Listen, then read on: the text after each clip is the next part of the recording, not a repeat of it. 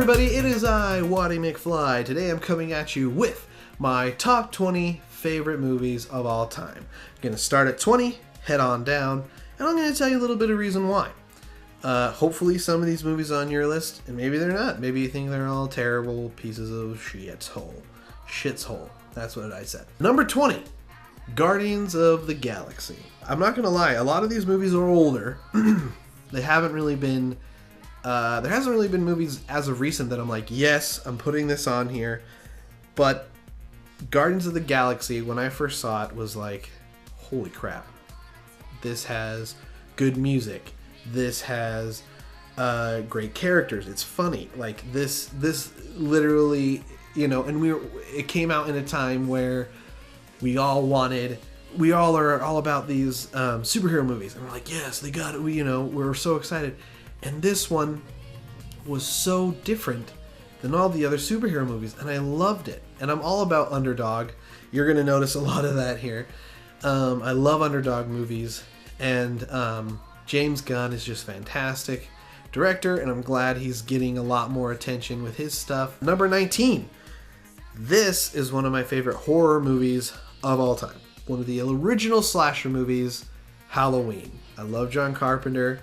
Halloween is just so iconic, and like, I love the pacing of the film. It just, sets everything up so great, and I love how we're gradually, like they just set the tone. They set the tone of how horror movies should be made. A lot of horror movies tend to give everything up right at the beginning. We know what the scary thing is. We know what's going on, and it's like, what's the mystery about it? But man, that opening sequence as a kid, and he puts the mask on and he picks up the thing. Oh man, so great. Number 18, Hot Rod. You're also going to notice a lot of comedies on here.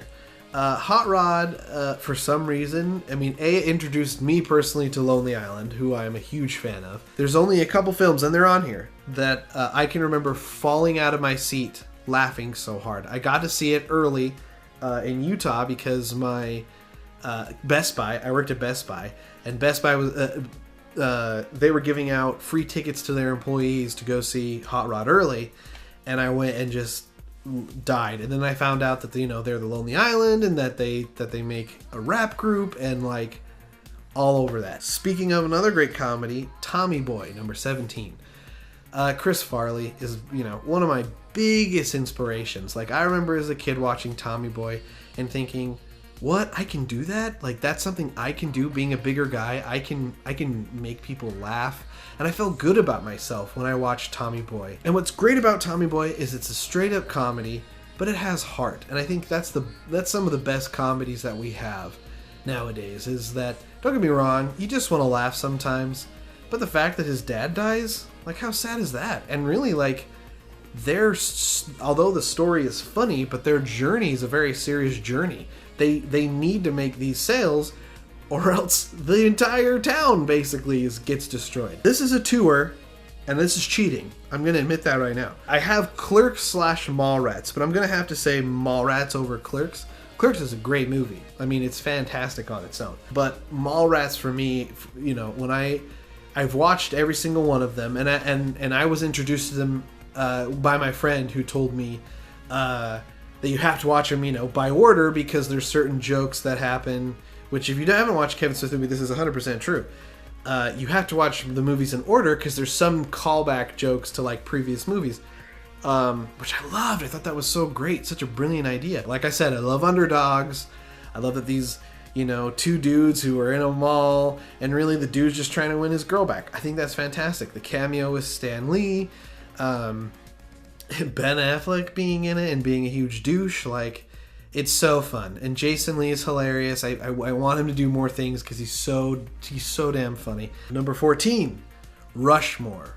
Probably I think it is. Yes, it is my favorite Wes Anderson movie of all time. If you haven't seen Rushmore, seen it. It has Bill Murray in it. It has Jason Schwartzman. I have a signed copy of it over there. Maybe I'll show you sometime. Kind of going to start speeding through here because I'm realizing I'm talking a lot about movies, but it's my favorite thing. Number 13, Jurassic Park. Such a classic movie. I remember getting terrified of that movie.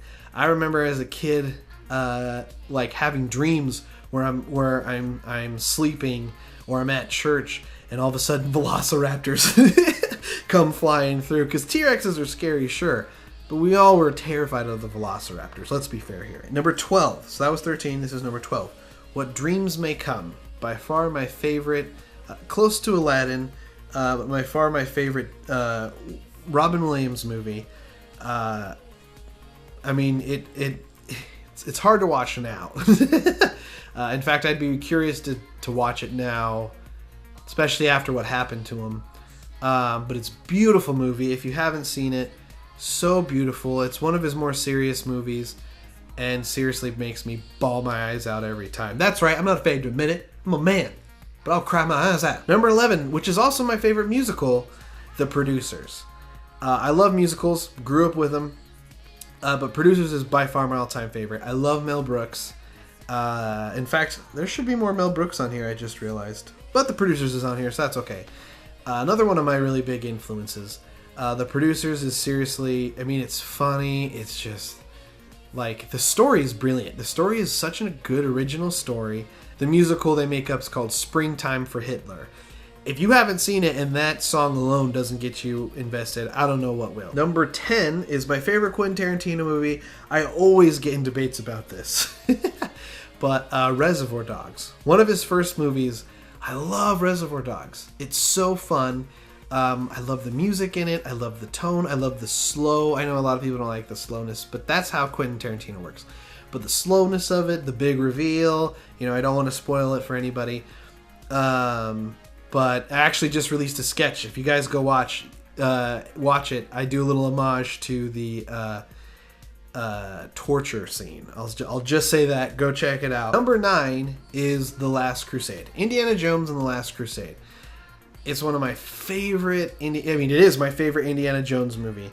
I mean, Sean Connery. You can't give it. You can't do any better than that. Harrison Ford and Sean Connery, brilliant. I guess the only better thing you could do is add Shia LaBeouf. Just kidding. I tried to keep a straight face for that, and that did not happen. Honestly, I felt like that was the conclusion. It's a beautiful conclusion of the story. But then, of course, we had what's it called? The alien one that Crystal Skull. Number 8, A Beautiful Mind. This movie, when I saw it, it's called A Beautiful Mind, but it blew my mind. It stars Russell Crowe, and it has a really awesome cast. Was so great. It's just like you fall in love with the story, you fall in love with this character. I don't even want to spoil it for you guys. If you haven't seen it yet, go see it. It's probably like $4 now at the store. We got to kind of move along. This video is getting kind of long. I apologize. Star Wars Episode 6 is my favorite Star Wars movie. I know a lot of people love Episode 5, and it's up there. It's definitely probably right after. But I'm a big guy who loves conclusions. Also, Luke isn't as whiny, and the whiny Luke kind of gets to me. But it kind of makes sense because Anakin's whiny little bitch. We see the progression that Luke has been trying to master. We see Darth Vader make a change. Like, that's such a big thing for him, especially now that we have Rogue One and we see how awful he is. To really see the effect that it had on him, to find out, oh wow, my son and daughter are still alive, and he's sitting right here, and the Emperor wants me to kill him when he's told me this whole time that they're dead. So I love to see that. Like, I love seeing that progression. I'm not like huge on the Ewoks, and I know that's another big thing that people talk about. But I love the planet. I love that planet, and their fight on there. Revealing that Luke and Leia are brother and sister. It's awesome. I think that's one reason why it's my favorite movie. Number 6. I'm gonna have to kind of bullet through these ones. I don't know if I'll have room. Number 6 is my favorite Steven Spielberg movie, I think. Yes, obviously there's a couple on this list, but number 6 is Jaws. I love Jaws. So terrifying. And Jaws has been so influential for me in my filmmaking that I've anytime I'm writing something and I kind of feel like, does this feel real? Because one of the reasons why he did Jaws is because he mentions, you know, that he's terrified of water, he's terrified of sharks, and he felt like he could, you know, he could relay about how terrified he was just to use his own experiences. So I try and do that now with everything I write. Number 5 is I think currently my all-time favorite comedy, Dumb and Dumber. I mean, I love it. Jim Carrey at his finest, in my opinion. The sequel, I think it could have been a lot better if they didn't show every funny part in the previews. I love comedies that don't just sit around.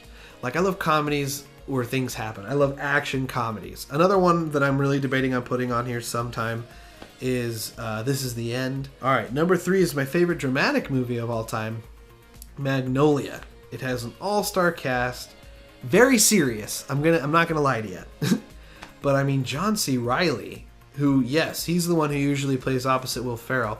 Just so you know, is a brilliant actor, and you know, he's not only done this, he's done like Chicago, and he's gonna come out with another one soon where he's a more serious role. He's a great actor, and this one for sure proves it. It's definitely not for the faint of heart, though, if you've had some very serious things happen to you and you're not quite over it yet. But it's really cool. It deals with like circumstances and like coincidences and like how all these characters who seem so far apart and how they come together. My last 2 movies, I'm just gonna say it because it's right there. Back to the Future. Now they're my 2. Number 3 is number 2. Number 1 is number 1. If that makes sense. Number 2 is a good movie and I love it. Especially because now I've lived through 2015. I just, you know, you can just kind of tell that they were scrounging. And, yeah, but we're not talking about why. I mean, I love it. It's still probably my top 25.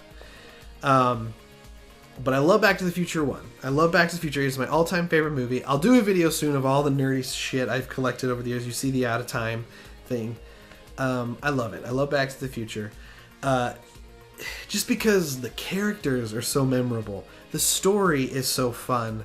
The jokes are so great, but the jokes aren't at the expense of the audience, you know, like a lot of it's situational. A lot of it, and I love just the details they put in it. Like, you know, like I love that there's actual products in it, like Mattel, and like, yeah, and I love the 50s, so like that's another thing. And then I love the West, so I think it's perfect that they kind of do that. Got to meet Christopher Lloyd and Leah Thompson. I really hope I can meet Michael J. Fox someday. Who knows if that'll ever happen in a million years, but that would be so great. That would literally be a dream come true. I have Nike shoes. I have the shoes up here, not the pricey ones, just the, you know, the Halloween ones. I have those. Hoping to get a hoverboard and stuff soon. So, yeah, Back to the Future is my all-time favorite movie. Also because it really affected me as a kid and like affected me growing up, and has been the backbone of all the movies that I've ever wanted to make and write. There's not a movie that makes me feel the way that Back to the Future does. And I smiled because that sounded weird. But it's true. Like, it makes me feel confident. It makes me laugh. It makes me happy. It makes me feel hopeful. It's a very positive movie. I mean, the whole last line sums it up, where he says, the future isn't written yet, no one's has, so make the best of it. Like, that's something I try and live by. And the fact that a comedy movie about a teenager who befriends a crazy-eyed scientist who builds a time machine that goes back in time, and that his mom falls in love with him is such a weird concept on paper, but it makes a brilliant movie because it took a brilliant cast and a brilliant crew to make it come together. So that's my top 20 list, guys. Let me know what your favorite list is. Comment down below. Let me know if you agree, disagree with me. Like this video, subscribe. I mean, I make these kind of videos all the time. Also, follow me on Twitter at Waddy McFly. Thank you so much, and I hope you have a fantastic week. Peace.